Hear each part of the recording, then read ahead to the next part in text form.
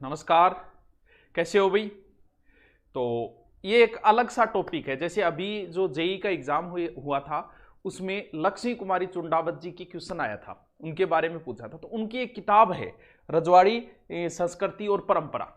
उस किताब के कुछ अंश बता रहा हूं। ये वैसे कोई परीक्षा उपयोगी नहीं है, परीक्षा में ये नहीं पूछी जाती। ये एक संस्कार है, यानी हमारे राजपूताना के क्या संस्कार थे, संस्कारों से संबंधित है, रीति रिवाजों से संबंधित इसके अंदर बहुत सारी बातें बताई गई हैं। और हर व्यक्ति की रुचि रहती है अपने समाज के बारे में जानने, हमारे पूर्वजों की रीति रिवाज जानने के। तो इसमें बहुत अच्छी अच्छी बातें, मैं 4-5 बातें आपको इससे संबंधित बताता हूं। जैसे इसमें क्या है कि जैसे नहीं पता होता लोगों को कल्चर के अंदर, जैसे अपने तलवार के कैसे प्रयोग किया जाता है। अब तो करते ही नहीं लड़ाई दंगों में, लेकिन फिर भी तलवारों का जैसे शादी ब्याह में करते हैं, तो दुल्हन बेरो को किया डाली जाए, कोई इन डाले रखा है, कोई इन डाले रखा है, क्योंकि उन्हें पता ही नहीं होता कि होगा कैसे। जैसे कभी इंस्पेक्टर को देखा होगा कि पिस्तौल किधर, पिस्तौल हमेशा इस साइड में होता है। क्यों? क्योंकि उसे इस हाथ से ही निकालना है उसे। तो वही तलवार का रूल होता है, वो भी इस साइड में होगी, उस हिसाब से होगी कि उसे निकाल सके। पता है उनको इन टांगिया रखेगो, कोई बिन ऊंधी टांगिया रखेगो। तो तलवार के उपयोग करने के भी अपने रूल होते थे। कभी भी देखना, तलवार को कभी भी मयान से बाहर नहीं निकाली जाती, उसके भी अपने नियम होते थे, क्योंकि हथियारों के प्रयोग के भी नियम होते थे। तलवार कभी पुराने, आप कोई देखना पुराने जैसे नाटक वगैरह आता है, तो जब भी कोई जिक्र चल रहा है और सबके पास तलवारें होती है, पुरानी राजपूती परंपरा में अगर कोई नाटक वगैरह आई, तो जब भी बात बिगड़ती थी तो तलवार धमकी देते थे, तो तलवार आधी बाहर निकालते थे। क्यों? पूरी तलवार बाहर तभी निकलती है मयान से जब वो तलवार या तो किसी का खून पिएगी, बाहर निकलेगी, या फिर उसके धार देने के लिए। तो अगर मयान से बाहर भी तलवार निकाली है तो या तो उसको लोह के ऊपर टच करके फिर वापस मयान में भेजी जाती थी, क्योंकि तलवार बाहर नहीं निकलती। तो ऐसी बहुत सारी परंपराएं जिन्हें हमें नहीं पता होता। तो ये वैसे परीक्षा उपयोगी नहीं, अपने जीवनोपयोगी है, तो अपन बात कर लेते हैं इनके ऊपर। इस किताब के अनुसार जो जो टॉपिक दिए गए हैं 4-5, वो टॉपिक मैं आपको बताता हूं। अच्छा भी लगेगा, हमारी कल्चर, राजपूताने की कल्चर जान के आपको भी अच्छा लगेगा। देखिए, पहली बात तो तलवार चलाना किनको सिखाया जाता था भी? राजकुमार को तलवार चलाना कैसे सिखाया जाता था रजवाड़ों के अंदर? सबसे पहले उसे केला काटना सिखाया जाता था, क्योंकि केला नरम होता है। उसके बाद में क्या है, एक जैसे मिट्टी का, गिल्ली मिट्टी का सांड टाइप का एक बनाया जाता था, उसके ऊपर तलवार चलवाई जाती थी। इससे उसकी ताकत का पता चलता था। ये कई बार कोई एक लाठी एक है और जमीन के अंदर कितनी के अंदर तू घुसो दे, अब अंदर तो वही घुसो पाएगा जिसमें ज्यादा ताकत होगी। तो उसके ऊपर, गिल्ली मिट्टी के ऊपर जब तलवार चलाते थे तो इससे पता चलता था कि इसमें ताकत कितनी है, क्योंकि वो 2 आंगल अंदर गई तलवार या 3 गई, इस हिसाब से। और पुरानी कहावतें, किस्से भी सुनाए जाते थे मोटिव करने के लिए। मतलब ऐसे ऐसे लोगों की चर्चा होती थी, वो कहे पग्गू और तलवार ले गए और बकरे को सिर काट दे, यानी ऐसी बहादुरी वाले किस्से सुनाए जाते थे। हो सकता है ऐसे लोग भी होते होंगे जिनके किस्से चले हैं।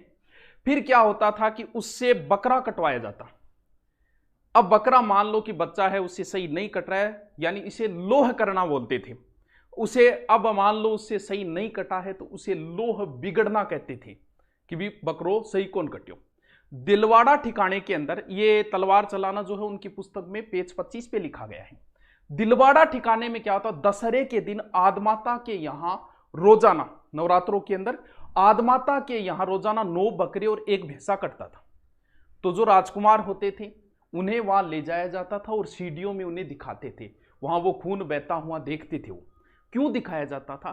क्योंकि युद्धों में कहीं आदमी की भावना न परिवर्तित हो जाए, कि जिस आदमी का काम नहीं पड़ा, जैसे एक्सीडेंट होता है तो कुछ लोग तो एक्सीडेंट देख ही घबरा जाए, लेकिन पुलिस वाले जाते भी हैं, बिंगास्ती पंजर भी इकट्ठा करें। क्यों? क्योंकि उनका वो काम हो गया, अब उन्हें घिन नहीं आ रही।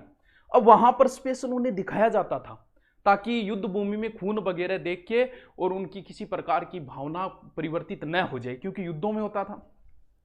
अब इसमें आया कि क्या महिलाओं को भी तलवार चलाना रजवाड़े में सिखाई जाती थी? तो पेज संख्या 26 पे ही लिखा गया इसके बारे में उनकी पुस्तक के अंदर, कि महिलाओं को भी सिखाया जाता था। क्योंकि कई बार ऐसी परिस्थिति आती थी कि मान लो परिवार के सदस्य कहीं शादी ब्याह में सारे गए हो, पीछे कोई नहीं हो तो आक्रमण हो जाए, तो उनका विरोध कौन करे। जैसे कुनाड़ी रावले में ऐसी घटना हुई थी, जब वहां महिलाएं थी, तो फिर महिलाओं या अपनी पुत्रियों, इनको भी तलवार चलाना सिखाया जाता था रजवाड़े में। और जब ऐसी परिस्थिति आती थी तब कहते हैं कि एक उस समय एक दोहा चलता था कि सिंगनी की जाई सिंगनी, लीनी तेग उठाए। और उस समय उनका मुकाबला करती थी। ऐसी घटना हुई थी कहाँ, कुन्नाडे के रावलकोटा के यहाँ जनजातियों ने आक्रमण कर दिया था, तो ऐसे ही आती। एक होता चखनी। चखनी क्या होता है, जैसे वो जो चुड़ावत जी लिखते हैं ना, रानी लक्ष्मी कुमारी चुड़ावत जी, वो अपने ठिकाने के बारे में लिखती है कि हमारे ठिकाने में चखनी। चखनी क्या होता थी कि जैसे ठिकानेदार है या राजा है, उसका जो खाना होता था वो कोई एक व्यक्ति चखता था, यानी एक तरीके से कि उसमें जहर वगैरह नहीं लिखे हो। तो चखने का कार्य जो होता था वो इनके रजवाड़े में जो था रावत जी का, वो दाभाई करता था। राजकुमारों को पालने वाले को माता को धाई बोलती थी, धाई के पति को धाभाई बोलते थे। तो उन्होंने लिखा है कि चखनी का कार्य जो है वो हमारे यहाँ धाभाई करते थे। ये उनके पेज संख्या 29 के ऊपर है, उनकी रजवाड़ी परंपरा की पुस्तक के अंदर। एक जो बड़ा ही पवित्र शब्द है मुजरा, और इसका इतना बेहुदा शब्द बना दिया हम लोगों में। रजवाड़े में मुजरा क्या होता था, उनकी पुस्तक में बताया है, पेज संख्या 52 के अंदर देखिए। मुजरा क्या होता है कि जैसे ही रावत जी हैं, रावत जी होते थे ठिकाने के वहां के, तो रावत जी जब सुबह उठते या फिर उनके रानी है, तो सुबह सभी बच्चे वगैरह उनको प्रणाम करते थे।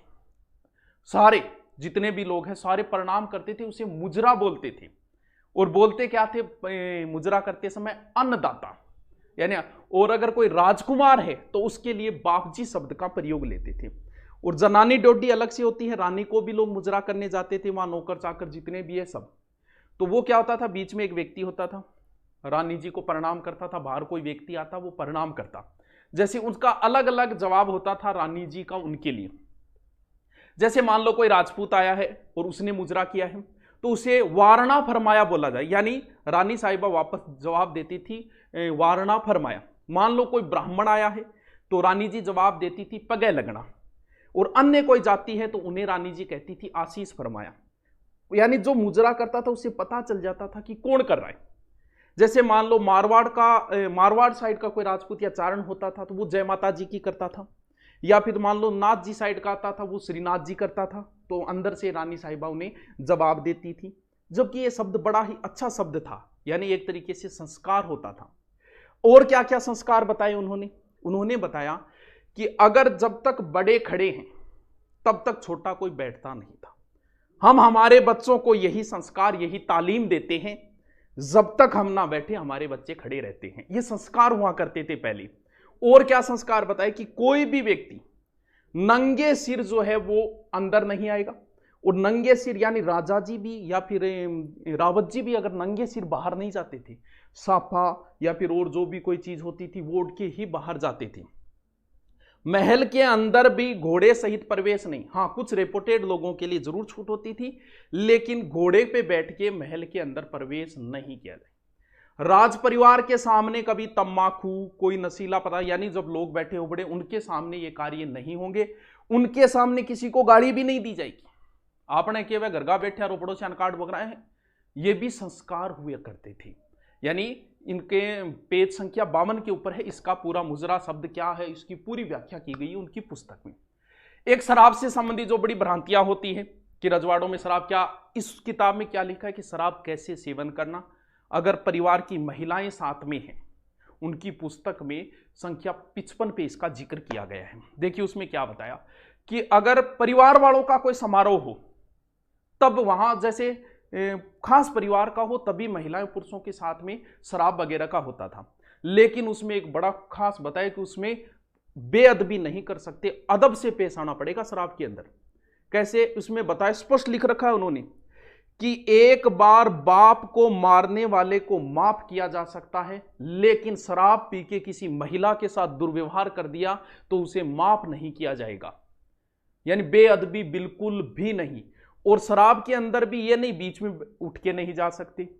शराब के अंदर क्या होता है, जैसे मान लो कोई शराब नहीं पीता है तो कौन पियो मेरे, उसको भी तरीका होता है। शराब परोसने का भी तरीका होता था कि ससुर को कैसे देनी है, बड़े भाई को कैसे देनी है, दादाजी है तो उनको कैसे परोसनी है, और उसके अंदर मना करना है तो उसका भी तरीका बताया। मना करने का भी तरीका होता था। जैसे शराब से उसको हाथों में लेके माथे पे लगा के फिर अधरों पे रख के और वापस दिया जाता था।